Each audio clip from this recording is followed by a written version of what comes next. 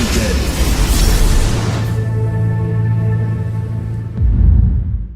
Hello everyone, and welcome back to my show. I'm Dr. Lott from Acupuncture is My Life.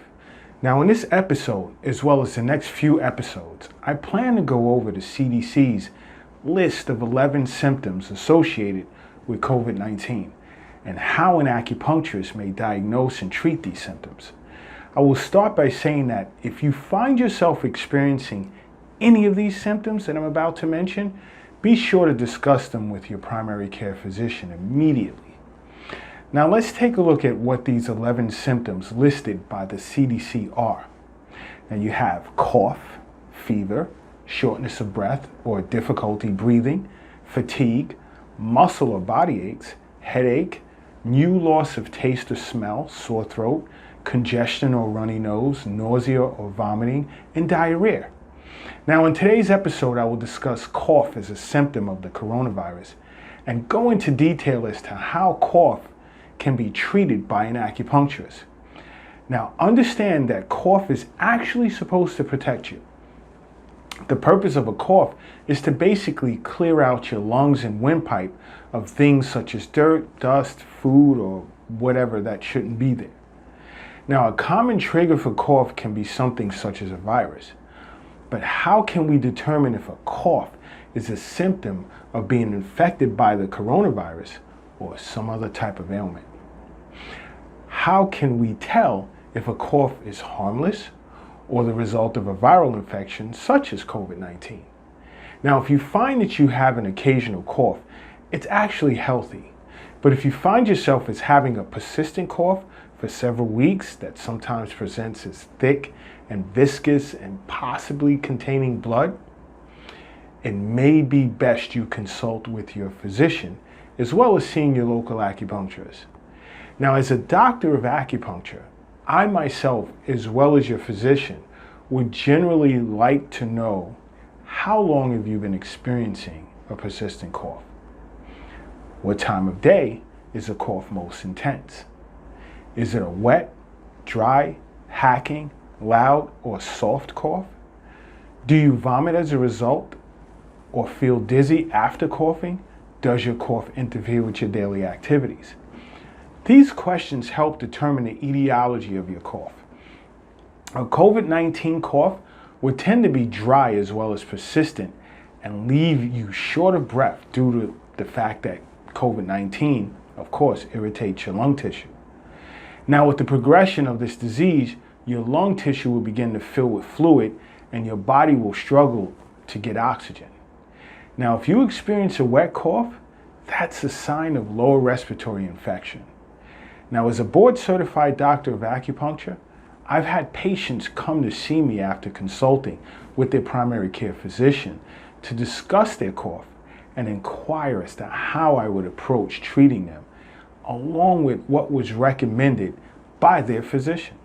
Now, with cough pretty much being a common symptom of respiratory disorders, I would inform my patients that it can be a sign to me that lung qi is failing to disperse and descend.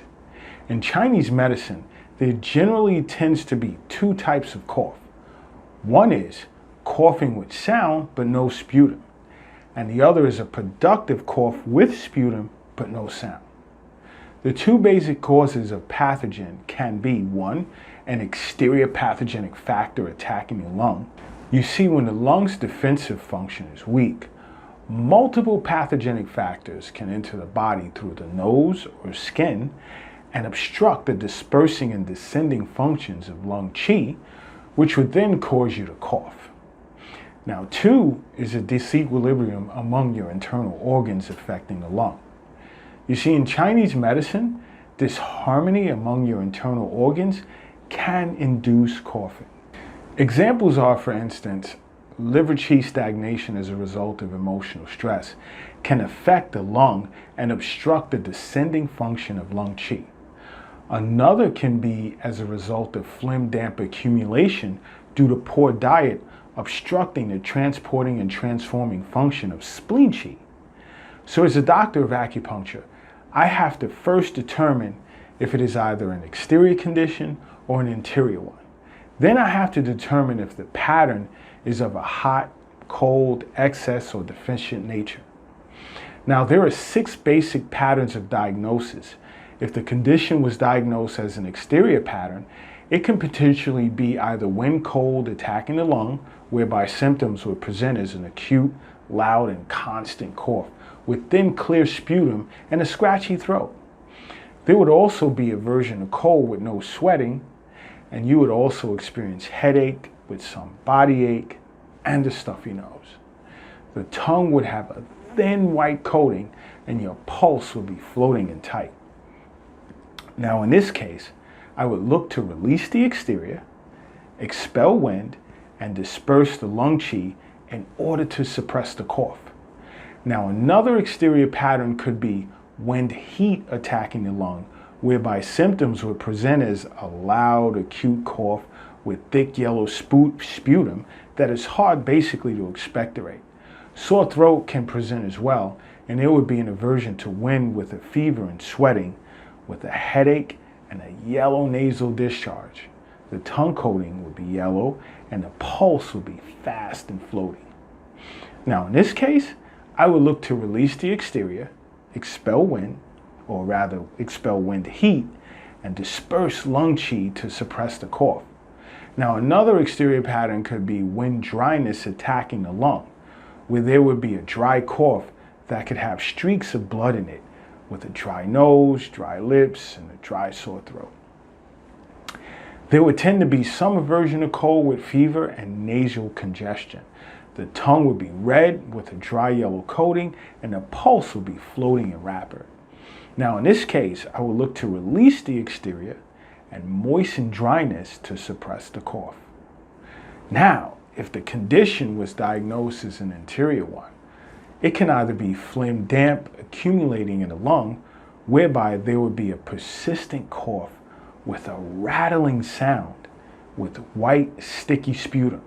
This cough would tend to present as worse in the mornings or after eating a meal that consists of sweet or greasy foods. The chest would feel congested and there would be bloating, nausea, a poor appetite, fatigue. The tongue would have a white, greasy coating to it, and the pulse would feel slippery. Now in this case, I would strengthen the spleen and dry out the dampness, as well as transforming phlegm to suppress the cough. Another internal pattern could be phlegm heat accumulating in the lung, where there would be a cough and rapid respiration, a thick yellow sputum, and it'll basically be hard to expectorate, the thick yellow sputum. Now there can also be traces of blood in this type of sputum as well. There can also be a stifling sensation in the chest, whereas it would hurt whenever you would cough. You can also experience some hypochondriac pain as well. The tongue would appear as red with a thin yellow coating, and the pulse would be rapid and slippery. Now in this case, I would look to clear internal heat and transform phlegm. I would also direct the lung qi downward to suppress the cough as well.